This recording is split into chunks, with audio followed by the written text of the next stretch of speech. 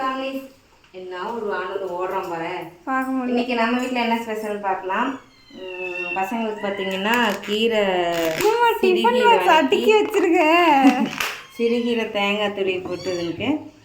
ஆமாடி இதில் வந்து கேக் பீஸு சாப்பாடு வந்து லஞ்சு. என்னென்னா இன்றைக்கி டிஃபனில் எல்லாத்துக்கும் சாதம் தான். அவரைக்காவும் சிக்கன் மசாலாவும் போட்டு சாதம் வச்சுட்டு 2 பேருக்கும் கேக்கு கீரை. காலையில் சாப்பிட்றதுக்கும் வெள்ளை சாப்பாடு, மணத்தக்காளி கீரை சட்னி.